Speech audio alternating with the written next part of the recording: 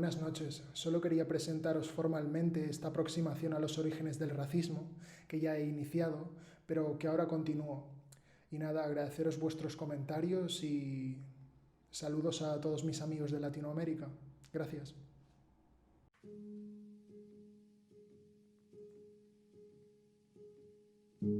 Los orígenes del racismo moderno, la racialización de la sociedad hispánica, introducción del cristianismo protorracista de la aristocracia feudal y del clero entre las masas populares. 1. La más gran contradicción de la monarquía católica.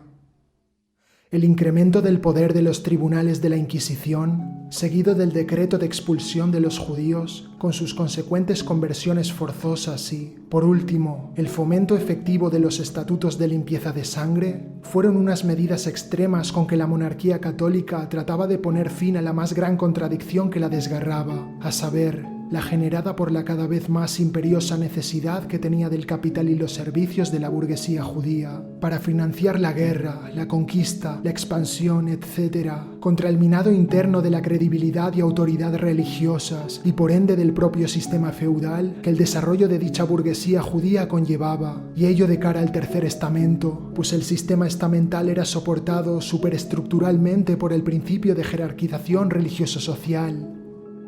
Esta contradicción la resuelve la corona hispánica en expresión unánime de la voluntad de la nobleza y el clero, asumiendo la síntesis de ambos motivos, o mejor dicho, pendulando entre ambos, pero decantándose siempre más hacia el económico que hacia el ideológico, es decir, hacia lo estructural, lo verdaderamente determinante para el mantenimiento de sus privilegios, el dinero por encima de la religión.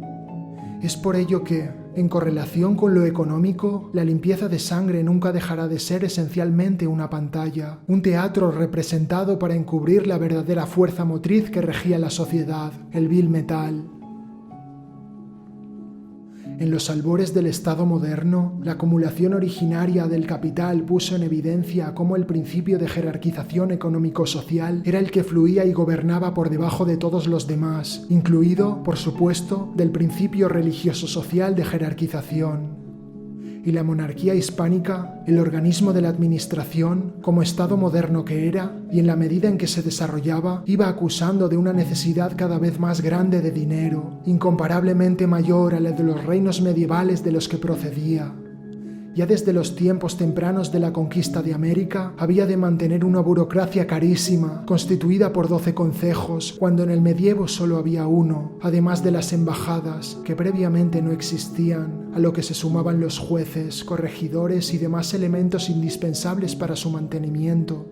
Tampoco los ejércitos que la defendían eran los mismos, formados a partir de meras levas ciudadanas, milicias que eran financiadas a nivel local, sino que suponían cuerpos de decenas de miles de mercenarios, alcanzando alguno la centena de millar, pagados por el poder central, contándose además con una flota específica de barcos de guerra, artillería, etc. Y todo ello todavía dando los primeros pasos como imperio, antes de que se hiciese sentir verdaderamente su hambre leviatánica. Por ello, los privilegiados, al atacar a su objeto, es decir, la burguesía judía, lo harán siempre mayormente en cuanto a judía que en cuanto a burguesía, más en cuanto a religión, predicadora de una ideología y continuadora de una tradición, que en cuanto a generadora de capital y de servicios para la corona, pues esta discriminación religiosa pretende a la vez frenarla en su ascenso social. El problema era que ser judío iba generalmente acompañado de tener dinero, siendo casi sinónimo, por lo que el antijudaísmo siempre afectará a los judeoconversos de modo relativo, castigándolos en cuanto a que continuadores del linaje hebraico, pero respetándolos y recompensándolos en gran medida en cuanto a que capitalistas. ¿En qué abocó todo esto? Pues en que la limpieza de sangre se convirtiese pronto en una farsa de proporciones estatales, donde oficialmente la corona católica predicaba un antijudaísmo en base al más exclusivo ideal de pureza cristiana, a la vez que, extraoficialmente, fomentaba la corrupción del sistema entero, haciendo que la cristiandad individual fuese algo completamente susceptible de compra y, más allá de ello, dando primacía al cristianismo comprado sobre el cristianismo practicante. La limpieza actuaba como una pantomima corrupta que hará casi siempre presa en los judeoconversos más pobres y, paradójicamente, en más cristianos practicantes, aunque entendidos como infeccionados de sangre judía, que en verdaderos judíos. Ello lo conseguía la corona fomentando una subestructura paralegal, que se comportaba como algo muy próximo a lo que entendemos hoy por una red criminal. Esta iba desde el nivel más bajo, constituido por los linajudos, simples y llanos chantajistas y extorsionadores que traficaban con la información confidencial genealógica, inventada, comprada, robada, hasta los más altos cargos de los tribunales de la Inquisición, los cuales consentían que sus escribanos y guardianes de secreto diseñaran árboles genealógicos a la carta, violando los archivos a golpe de soborno, haciendo descender a uno, si bien lo pagaba, de los oscuros fundadores de las órdenes religioso-castrenses o incluso de seres mitológicos como Noé. Por medio de esta cloaca estatal de fraudulencia, se permitía que la burguesía judeoconversa atisbara algo de luz al final del túnel, aunque para buena parte supusiese más bien un cuello de botella, porque sin la posibilidad y la esperanza de ascenso social, el estrato burgués se estancaría y dejaría de producir el capital suficiente para los privilegiados. Así, llegarán a otorgarse los más altos títulos nobiliarios por dinero, se pagará con ellos multitud de servicios a la corona a descendientes de judíos sobradamente demostrados. Acabamos de probar cómo los estatutos de limpieza de sangre constituían un interés exclusivo de la clase dominante, actuando como un sistema corrupto que continuaba permitiendo en cierto grado el ascenso social a la burguesía pudiente, por muy impura, según su concepción, que tuviese la sangre, pero que sin embargo operaba en otro sentido como una máquina de estigmatización contra los más débiles, a los que no tenían con qué responder a los chantajes de los linajudos, contratar a genealogistas, sobornar a los funcionarios de la Inquisición, por no decir ya a los mandamases. Pero, entonces, ¿cómo pudieron imbuir los privilegiados su pensamiento de clase racista en las masas campesinas? ¿De qué forma hacerlo prender y propagarlo, cuando el mito discriminador del linaje y la sangre puros eran una invención genuinamente suya, emanado del mismo seno de la alta nobleza feudal cristiana, el cual venía gestándose desde el inicio de las cruzadas, incluso de más atrás, realizándose mediante la autodenominada Guerra Santa y el derrame de las sangres de otras comunidades religiosas a las que consideraban inferiores? ¿Bajo qué términos fueron capaces de generalizar esta doctrina radicalmente ajena al estamento de los trabajadores? 2. Introducción del cristianismo protorracista de la aristocracia feudal y del clero entre las masas populares. Precisamente, tal difusión de la ideología racista de la sangre y de la raza inmaculadas fue posible en la modernidad porque ya se había estado introduciendo paulatinamente desde hacía siglos, preparándose durante toda la Edad Media, pues ya venía de tiempos de las cruzadas, de la constitución de las órdenes religioso-castrenses de Santiago, Alcántara y Calatrava, al hacer el poder de su ideología, la ideología dominante, el dogma de las clases populares, de base, por medio de la religión. Huelga decir que, en cualquier sistema de estratificación social, ya sea el estamental, de clases, la ideología del estrato dominante, generada en el vértice, permea a todos los demás, y ello se realiza tanto de un modo sistémico como sistemático. De ahí que ahora, por ejemplo, algunos de los comentarios en este canal sean racistas incluso en contra de los intereses de quienes los escriben, siendo estos en parte descendientes de los magníficos pueblos nativos que una vez poblaron y que aún a día de hoy pueblan, resistiendo el gran continente del hemisferio oeste y sus islas, pues no hacen más que reproducir como loros la ideología racista de la élite financiera, adoptando sus valores como propios, tal cual hacen los esclavos, con fanatismo y locura, tirando piedras contra su propio tejado. Por fortuna, hay muchos otros que no reniegan de sus raíces, y algunos que me agregan y me explican cómo viven y luchan contra el racismo estadounidense y europeo, los racismos neocoloniales, a los que agradezco mucho, pero no nos desviemos más. Llegado el momento para implantar la forma más extrema de antiherejía, de antiislamismo y antijudaísmo en favor de su religión, la corona hispánica y la Inquisición se aprovecharon de los conflictos sociales, derivados de la dura fricción económica entre la burguesía judía y el campesinado, los cuales ellos mismos habían generado y promovido en gran medida con sus políticas. Eran estos conflictos sociales entre estratos manifestaciones de la desarrollada lucha de clases habida entre los estamentos inferiores, pues la burguesía lo era a costa de los campesinos, como en todo sistema jerárquico un nivel superior con respecto del inferior. La corona católica explotó demagógicamente la tradicional tensión que desde antiguo se arrastraba entre tal minoría burguesa de origen hebraico y el tercer estado, el pueblo llano. Y pudo ello en virtud del mismo elemento de control psicológico esgrimido desde los inicios de su política expansionista peninsular, con el que camuflaba las puras guerras de conquista para la implantación del sistema señorial, la magnética cruz, la religión. No en vano, el nuevo repunte en la persecución y los pogromos contra los judeoconversos fue detonado por el nimio y absurdo incidente de la Cruz del Rastro, donde supuestamente una niña vertió un orinal por la ventana de la casa de un judeoconverso al paso de la procesión de la Virgen frente a la Cruz del Rastro. Sirva esta anécdota para ejemplarizar el exacerbado fervor, el fanatismo cristiano que había metido en el cuerpo de los campesinos durante el transcurso de la historia el discurso incendiario del clero, pues este y no otro era el motivo del antijudaísmo, del antiislamismo y, en definitiva, del antipaganismo históricos.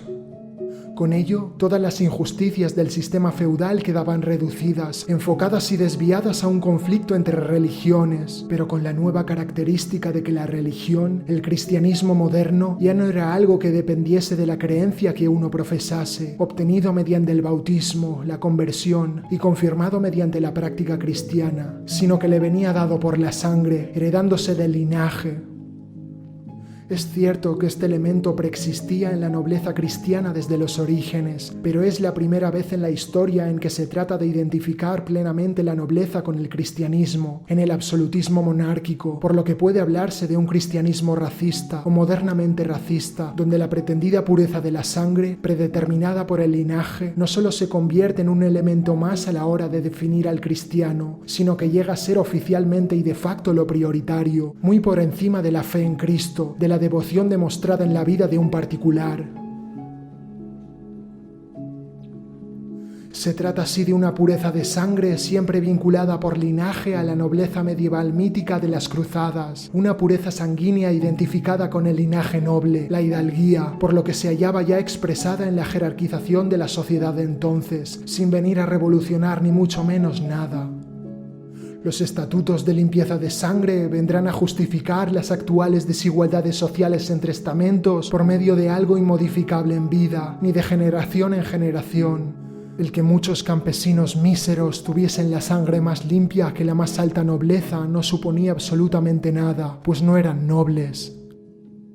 Así hemos visto cómo, llegados a cierto punto del desarrollo económico-social de los reinos peninsulares, más concretamente a la altura de los tiempos preparativos de la unificación en uno de solo bajo la regencia de la corona católica, los privilegiados se encuentran ante una poderosa disyuntiva, abierta por la necesidad que tenían de continuar explotando a la burguesía judía, y lo que conllevaba un desarrollo excesivo de la misma en cuanto a competencia estamental, es decir, económica, política y religiosa. Se trataba del tira y afloja tradicional entre ambos estamentos, el que atraviesa todo el medievo, pero entrando en un punto crítico de su evolución. Desde finales del siglo XV, la corona hispánica comenzó a necesitar con gran urgencia del capital de la comunidad judeoconversa para mantener su crecimiento, a la vez que le urgía reafirmarse en su propia integridad religiosa contra la misma, el catolicismo frente al judaísmo, en continua relación con el Tercer Estamento, recordemos, la verdadera base del sistema feudal. Al final, optaron por resolver asumiendo la síntesis de ambos. Pero, aunque no se decidieran nunca de modo tajante por uno u otro extremo de actuación, siempre tendrá prioridad el primero, el de lo económico, por mucho que veamos intensificarse en apariencia el segundo, el de lo religioso, que nunca dejará de ser una gran mascarada. El aristocratita quería el dinerito del judío, pero no que esa capacidad de generarlo le proporcionase a su vez demasiado poder. Quería el capital del mercader converso, pero no la influencia de su ley abrahámica, ni mucho menos el descrédito que la apariencia de su aceptación podía llegar a generar entre las masas populares de cristianos viejos. No olvidemos que se trataba también de unificar los distintos reinos en uno de solo, bajo una única religión. El problema era que el dinero y el judío se presentaban en un pack indivisible. Era intentar destruir la cualidad de judío dejando más o menos intacta la de burgués. Se trata de una avanzada de lo que serán los problemas modernos de la clase media, donde se debe permitir cierta movilidad vertical para estimular el crecimiento de la economía, en base a propagar la ilusión de que es posible alcanzar lo más alto de la pirámide a base del esfuerzo y desarrollo personales en explotación del resto, que de hecho se permite alcanzar a una minoría exclusiva con fines ejemplarizantes, pues la ambición desmedida es el motor de las sociedades jerárquicas. El ultimátum entre la conversión forzosa o la expulsión que los reyes católicos impusieron a toda la comunidad judía fue una medida de grandes dimensiones y acometida de modo muy brusco, orientada en una vertiente a homogeneizar la religión. Con ella, por una parte, se consiguió que, de la noche a la mañana, el enemigo tradicional popular, al que se atribuía arrastrar por linaje con el peor de los pecados, el de haber matado a Jesucristo, el Dios del cristianismo, se invisibilizara. Pues, por decreto, se disolvieron las juderías, como también sucedió con las morerías. Los judioconversos dejaron de llevar sus ropas, de practicar sus costumbres más arraigadas, e incluso se propusieron borrar sus formas de ser de cara a evitar la discriminación. Se decía que una de las costumbres que los judioconversos más tardaban en perder, o que nunca lo hacían, era la de excluir de su dieta el cerdo. Por ello se los conocía despectivamente como marranos. Es esto solo una curiosidad. En un sistema en que todos eran ya cristianos, virtualmente cualquiera podía aspirar al ascenso social, pero, de hecho, volvían a ser los antaños judíos los que medraban increíblemente, sobre todo los de gran capital. Y lo hacían a lo grande, aprovechándose de sus secretas redes y vínculos, estructuras e influencias, que en lo esencial permanecían intactas, ya que eran los que seguían teniendo el dinero.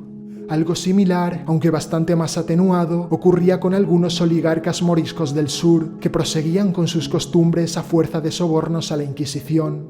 Y el odio religioso popular de los cristianos viejos regresaba, se tornaba en algo difícil de controlar para la corona según conveniencia. Y era natural, el antijudaísmo les había empapado el alma, un antijudaísmo de corazón racista.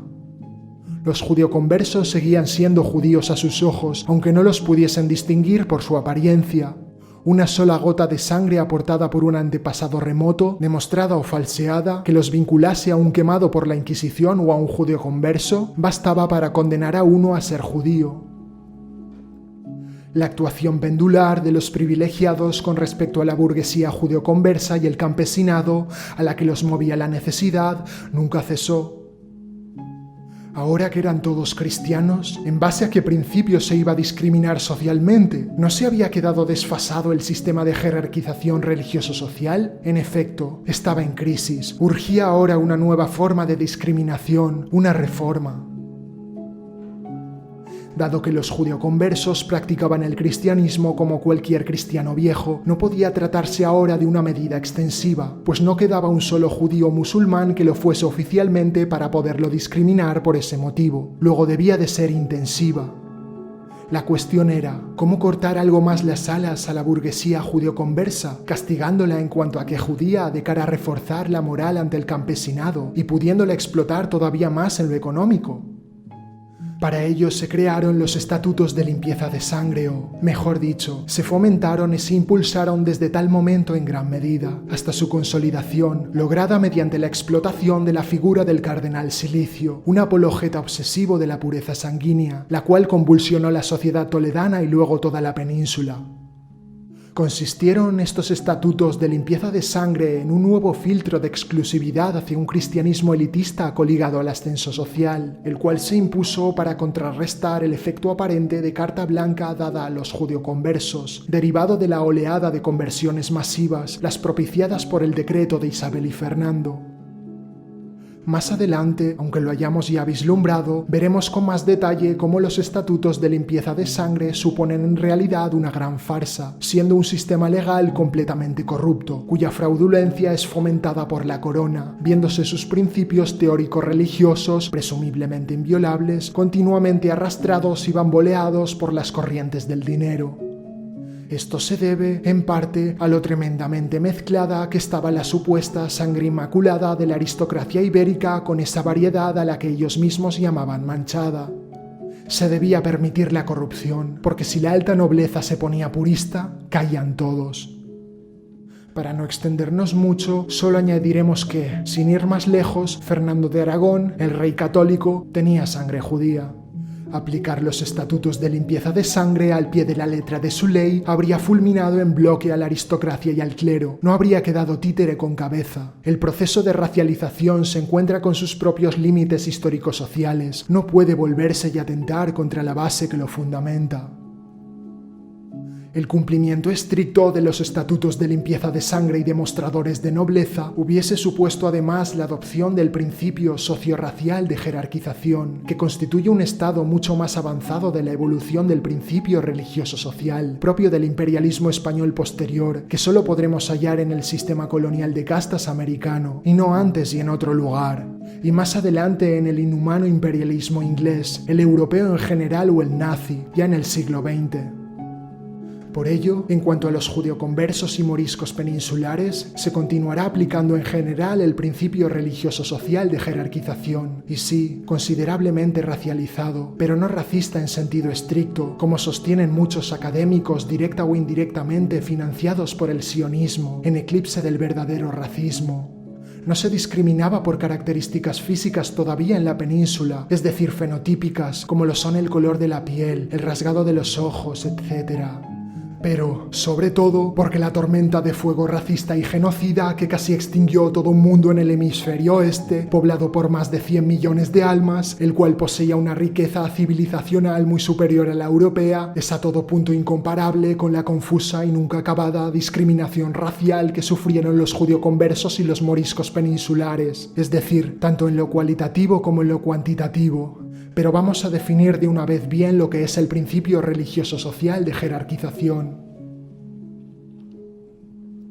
3. El principio religioso-social de jerarquización. Era dicho principio religioso-social de jerarquización el esencial adoptado desde la época de las cruzadas y la reconquista. En tales circunstancias bélicas se había desarrollado, alcanzando su pleno potencial. Habiéndose conformado como sistema de discriminación religiosa contra el paganismo, la herejía imponía sus dogmas en sometimiento y degradación de las comunidades otras de los territorios conquistados.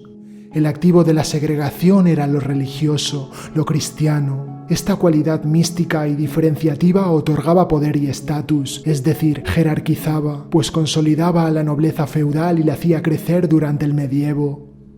Mas, ya en tiempos de los reyes católicos, la península ibérica se encontraba prácticamente conquistada, y este principio clásico de jerarquización religioso-social perdía operatividad a la vieja usanza, fuera de la realidad de la expansión peninsular, por lo que, para adaptarse al nuevo medio, debía centrarse en la intención.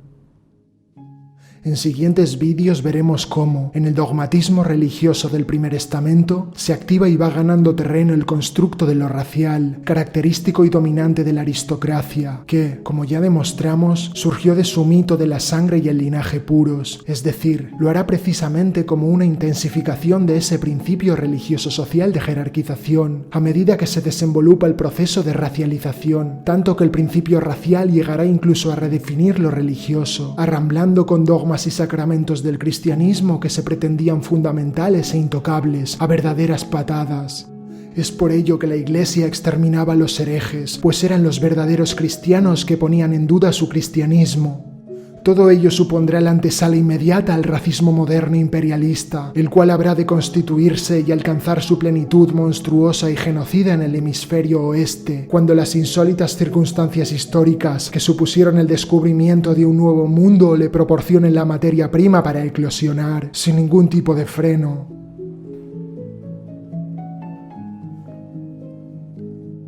Se trata aquí de una evolución necesaria de este cristianismo romano que traían los señores feudales, dada la contradicción fáctica e inadyecto que implica, desde su misma fuente de origen, un aristocratismo cristiano o un cristianismo aristocrático, cuando la esencia del cristianismo no es otra, huelga decir que la defensa de la igualdad entre todos los seres humanos, lo cual implica la negación de cualquier tipo de jerarquía. No puede haber algo más antitético al cristianismo que un aristocratismo cristiano, por lo cual el cristianismo imperante en la península ibérica no podía conducir a otra cosa que a una cada vez más abominable violación del ideal del nazareno y del cristianismo primitivo, como tenemos ocasión de comprobar hoy por hoy en nuestra carne.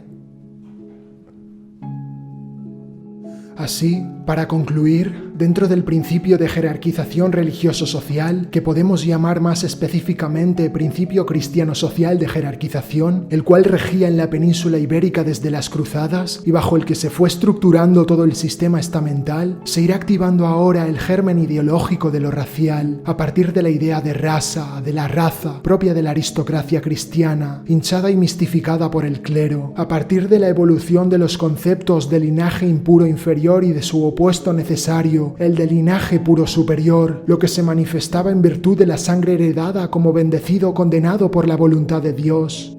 Y ello desde mucho antes de que estas palabras o expresiones se generalizaran en las plumas o los labios de sus creadores, expresándose en los hechos. La primera parte de este binomio dialéctico de la discriminación religioso-social, es decir, lo religioso, se ve en principio, si no desplazada, sí notablemente influida y condicionada por el elemento racializador, soportado por el concepto de pureza sanguínea, de modo tan poderoso que dicho elemento racial aristocrático pugna por redefinir lo religioso, lográndolo cada vez más.